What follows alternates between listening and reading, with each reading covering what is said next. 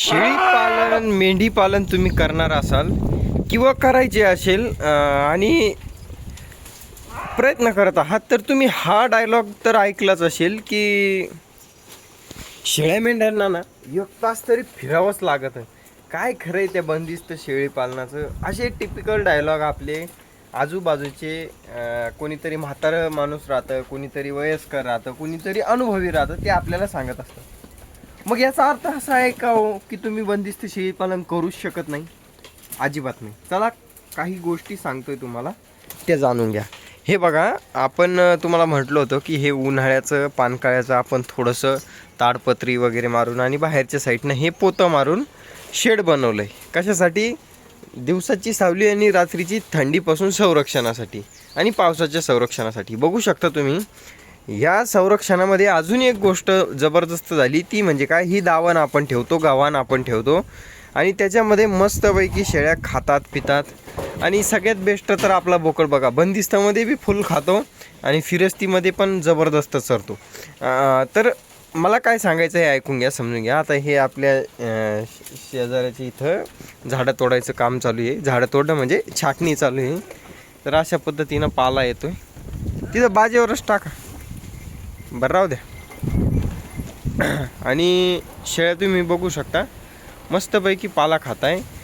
तर मी माझ्याकडं कोणी आलं ना तर बंदिस्त शेळी पालनावाले फिरस्तीच्या शेळ्या घेण्यासाठी, म्हणजे आपण ज्या शेळ्या विकतो त्या फिरस्ती असतात आणि त्या शेळ्या कोणाला बंदिस्त करायच्या असतात, तर त्यांना मी एक गोष्ट सांगत असतो की फिरस्तीपेक्षा बंदिस्त उलटं भारी. असं का सांगत असतो जाणून घ्या. हे बघा, लोक जे म्हणतात की बाहेर सुटल्याच पाहिजे, हे झालंच पाहिजे, याच्यामध्ये एक मुद्दा आहे की बाहेर सुटणं बी तेवढंच महत्त्वाचं आहे. आणि प्लस बाहेर सुटून करता काय त्या, तर त्यांना भेटतो तो वेगवेगळ्या प्रकारचा चारा. तो सगळ्यात महत्त्वाचा आणि मेन मुद्दा राहतो की शेळ्या बाहेर सुटल्या पाहिजे. असं नाही आहे की त्यांचा व्यायाम झाला पाहिजे म्हणूनच शेळी बाहेर सुटली पाहिजे. एक गोष्ट नेहमी ध्यानात ठेवा, दोन्हीही गोष्टी समतोल राहिल्या तर व्यवस्थित गाडा चालत असतो. तशी गंमत आहे. म्हणजे काय, तुमच्या फार्मवरती शेळ्यांना पौष्टिक चारा आणि सोबत व्यायाम जर व्यवस्थित मिळाला तर तुमचं बंदिस्त शेळीपालन 100% सक्सेसफुल आहे. ही गोष्ट ध्यानात ठेवा. आता आमच्या इकडे फिरस्ती शेळीपालनामध्ये तुम्हाला सांगतो, अजिबात काही खायला राहिलेलं नाही आहे उन्हाळ्याच्या दिवसामध्ये. कारण आमच्या जमिनीला पाणी थोडंसं कमी असल्यामुळे, किंवा मग आम्ही व्यवस्थित असं पाण्याचं नियोजन नाही केलेलं आहे. आणि कितीही नियोजन केलं, समजा नियोजन काय करणार आहे आपण, शेततळं वगैरे बांधू शकतो, त्याच्यानंतर चाऱ्याला त्याचं नियोजन करू शकतो. पण सध्याच्या याच्यानुसार जर बघितलं तर बाहेर खायला काहीच राहिलेलं नाही. लोकांची जे वावरं शेतं आहेत ते नांगरून वखरून पडलेले आहेत. म्हणजे चारा आता काही राहिलेला नाही खायला. पण शेळी तर फिरवतो आपण. मग काय होतं, बाहेरून जेव्हा शेळ्या चरून येतात ती एकदम अशा खपाट्या असतात. जसं की या बोकडाचं पोट आहे, आता ते ऑलरेडीच आरबळेले, आता सुदूर राहील दमादमानं. पण ज्या पद्धतीनं बोकडाचं पोट आहे तशा शेळ्या असतात. मग त्यांचं पोट भरण्यासाठी आपण घरी काय करतो, आता हिरवा चारा तर आपल्याकडे उपलब्ध नाही आहे बघा. हा फाट्या वगैरे 2-4 दिवसापासून येतात, आपण टाकतो, मग त्या मस्त घरी आल्या की खातात मस्तपैकी. पण हे सगळं सोडलं तर आपण बघा यांना टाकतो तो म्हणजे काय, तुरीचा भुसा आणि मुरघास. तुम्ही याच्यात बघू शकता. आता हा जो भुसा आहे हा आपण रात्री टाकलेला होता ना, ती फक्त एक थोडंफार राहिलं होतं ते तसंच ठेवलं आणि सकाळी पुन्हा त्याच्यात एक घमिलं ओतलं. शेळ्या आता चरून आल्यात नुकत्याच आणि लगेच त्यांना पाला खायला भेटला, त्याच्यामुळे ते चरताय. आता काही शेळ्या पूर्ण बाहेर आहेत आणि काहीच मध्ये आलेल्या आहेत. पण थोड्या वेळानं जेव्हा मध्ये येतात ना, हे जे तुम्हाला मुरघास दिसतोय बघा, दाण्याचा मुरघास आहे हा. मुरघास इतका आवडीनं मित्रांनो शेळ्या मेंढ्या खातात की जबरदस्त. आणि यानं काय होतं माहिती आहे का, एकतर शेळ्यांची जी कमी आहे त्यांच्या शरीरामध्ये ती पूर्ण भरून निघते. आणि दुसरी गोष्ट म्हणजे तुम्हाला सांगतो, शेळ्यांचं जाऊ द्या, मला याच्यात उभा राहून इतकं सुख मिळतं आहे ना, म्हणजे इतकं शांत अशी गार हवा चालू आहे मस्त. आणि बाहेर एकदम कडाक्याचं ऊन आहे, बाहेर उभा पण राहा वाटत नाही, खाली इतकं गरम आहे कबास कधी. आणि मध्ये आल्यानंतर इतकं एकदम असं थंड वातावरण. तुम्हाला सांगतो, आता शेळ्यांनी जेव्हा चारा खातील ना, सगळ्या शेळ्या इतक्या आरामात येऊन बसतात. पुढच्या व्हिडिओमध्ये दाखवतो लगेच. व्हिडिओ हा टॉपिक झाला की पुढचा टॉपिक मी शूट करेल ना, तेव्हा सगळ्या शेळ्या अशा मध्ये बसलेल्या असतील, तोच टॉपिक टाकू. इतकं शांत वातावरण. तर माझं असं म्हणणं असतं की असं तुम्ही नियोजन काहीतरी करायला पाहिजे. जास्त खर्चिक बाब नाही आहे. ताडपत्री आपण अवेलेबल केली, त्याच्यानंतर हे पोतं आपल्याला फ्रीमध्ये अवेलेबल झालं होतं. तुम्हाला मागच्या व्हिडिओमध्ये सांगितलं कसं झालं काय झालं. आणि बाकीच्या ज्या गोष्टी आहेत त्या तर आहेच. आणि तुम्ही शेळी बी बघू शकता मस्तपैकी अशा गोल गिटिंग झालेल्या आहे. आणि क्रॉसिंगमधल्या उस्मानाबादी गावरान शेळ्या मला याच्यामुळेच आवडतात. एक तर माप मोठं, अंगावर चोपडेपणा आणि खूप शांत असतात आणि जबरदस्त दिसतात. बघू शकता शेळी कशी आहे. आणि बाकीच्या शेळ्या तिकडंच चरत आहे बघा. चारा पाला भरपूर आहे. बघू शकता किती कडाक्याचं ऊन आहे. आणि ह्या उन्हामध्ये ना असं बाहेर निघावं वाटत नाही. पण शेळ्यांसाठी आपल्याला झाला पाला अवेलेबल तर मी आलो. बघू शकता तुम्ही आंब्याचा पाला आहे. आणि ह्या आंब्याचा पाला आपण आता मध्ये दावणीमध्ये टाकू शकणार आहे. बघू शकता शेळीनं बसून घेतला आता खाऊन पिऊन.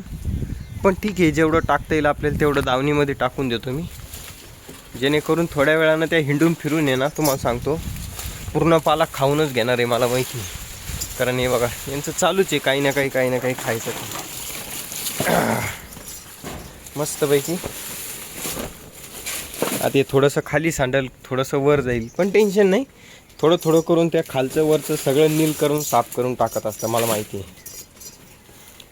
सगळेच पाले खात्यात, चक्कू, आंबा आणि मेन म्हणजे फिरस्ती सगळं खाणाऱ्या शेळ्या असल्यामुळे त्यांना याचा काही दुष्परिणाम बी होत नाही की बाबा शेळी गाभडली किंवा काय. आणि झाडांवर कसली प्रकारची फवारणी नसल्यामुळंच आपण हा पाला टाकलेला आहे. बघू शकता हा बोकड बरेच लोक विचारतात एवढा खराब काय. सगळ्यात पहिला मुद्दा, बोकड थोडंसं अशा ठिकाणी होता की तिथं त्याला अजिबात खायलाच भेटलेलं नाही, त्याच्यामुळं बोकड एवढा खराब आहे. पण क्वालिटी जबरदस्त असल्यामुळं आपण घेतला. आता आपल्याकडे बघू शकता त्याचं तोंड कंटिन्यू चालूच राहतं आणि त्याच्यामुळं तो आता सुधारणार आहे आपल्याकडं. दुसरा मुद्दा आणि सगळ्यात महत्त्वाचा मुद्दा की ही दावण किती बाय कितीची आहे आणि किती रुपयाला मला पडली. दावण म्हणजे ही गावान. बरेच लोक मागच्या व्हिडिओमध्ये 2-3 कमेंट होत्या. तर ही जी दावण आहे ही 14.5-15 फुटी दावण आहे. 14 फुटी 15 फुटी दावण असं तुम्ही धरून चाला. ॲक्च्युअल माप मी बी कधी काढलं नाही, पण 14-15 फुटी ही दावण आहे. असं जे अंतरीचं आता तुम्हाला सांगायचं जर ठरलं तर माझ्या हाताच्या अंदाजावरून सांगतो बघा, कमीत कमी भरल हे अंतर 21-22 इंच, म्हणजे 1.25-2 फुटाचं असं अंतर आणि असं 14 फुटी अंतर. ही गावान आपल्याला 5,500 रुपयामध्ये पडली होती त्या टायमाला. आपण 6 महिन्यापूर्वी घेतली तेव्हा. आणि चांगल्या क्वालिटीची आहे, मस्त आहे. घरी बनवायची ठरली तर 4,000पर्यंत, 3,500-4,000पर्यंत खर्च येतो. पण तुमच्याकडे साहित्य अवेलेबल पाहिजे. दुसरी गोष्ट, हे बोकड मित्रांनो मी घरी म्हणजे पाळण्यासाठी आणलं. कारण फार्मवरती यावर्षी तुम्हाला मागच्या व्हिडिओमध्ये त्याच्या अगोदर पण सांगितलं की मरतूक खूप झाली, मी बाहेर असल्यामुळं म्हणा. आणि मागं थोडंसं व्हायरस आलं होतं फार्मवरती. त्या टायमाला 7-8 शेळ्या गाभडल्यात. होतात काही वेळेस चुका होतात माणसाकडून आणि त्या चुका सुधारल्या पण मी. पण जेव्हा शेळ्या गाभडल्या तर एक गोष्ट लक्षात आली की फार्मवरती पिल्लू असावं. त्याच्यामुळे मी हे पिल्लू एक खरेदी करून आणलं बघा, फक्त एक शॉक म्हणून. किती दिवस राहील फार्मवर माहीत नाही, पण बघूयात. मस्त वाटतं. 13-14 किलोचं पिल्लू आहे. किती रुपयाला आणायला पाहिजे कमेंटमध्ये सांगा. बघूयात कोणाचा अंदाज किती सही निघतो. बोकड आहे बघू शकता. विकायच्या अंदाजानं काही आणलं नव्हतं, पण मग आणलं आहे ते. आता आणलं म्हणजे एक शॉक म्हणून आणलं. आपलं काय व्यापार असल्यामुळं 2-4 दिवस राहीन, 8 दिवस राहीन, पुन्हा नवीन आणू शकतो आपण. पण एक क्यूट आहे खूप आणि आवडलं मला तर आलो घेऊन. आणि तुम्हाला आवडलं का नाही सांगा मला. टायगर नाव आपण याचं ठेवलेलं आहे. बघू शकता टायगर. दुदू बॉटल फिडिंगवर पिल्लू आहे.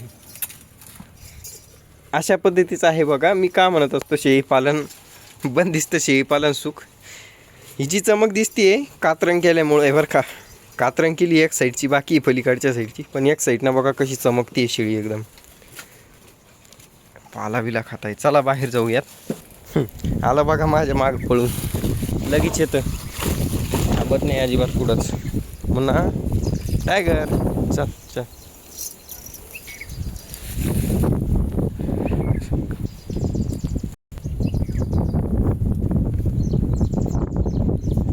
मागं हिंडत राहतं नुसतं. मित्रांनो बॉयलर माहिती आहे का, एकदम लहान होती तेव्हा आपण ठेवली होती. म्हटलं होतं घरी ठेवायची. हीच ती बॉयलर, त्याच्यानंतर ती तिकडं हरणी आणि बरंच पेरू आहे, जाम खातील खुद हिंडून फिरून 1-2 दिवस. बघा हा हा हा हा खा आता मस्त चारा. हे आहे बंदिस्त शेळीपालन. असं जर तुम्ही हिरवा चारा घरी लावला ना, 1 नंबर. हे बघा, ही ती शेळी जी एकदम चोकडी दिसती, एक साईडनं कातरं, बाकी इथं थोडी इद्रूप दिसती, एक साईडनं बघा कशी दिसती. कातरणीचा फायदा आहे, कातरण केस कातराचा. आता ही बाकीची करतो मी तिथं कातर. धन्यवाद व्हिडिओ पाहिल्याबद्दल. शेळ्यांची चमक वगैरे कशी वाटली कमेंट करून नक्की सांगा. आपण काही शेळ्या वगैरे काही वाढवणार नाही, जेवढ्या आहे तेवढंच ठेवणार आहे. 10-15 आपले, त्याच्यातच सुख वाटतं मला. पैसे आपण बाकीचे याच्यातून भरपूर कमवतो शेळ्यांमधून, पण 10-15 शेळ्या आपल्या मापात ठेवल्या का थोडं सुख बी वाटतं. धन्यवाद. Love you all. Bye bye.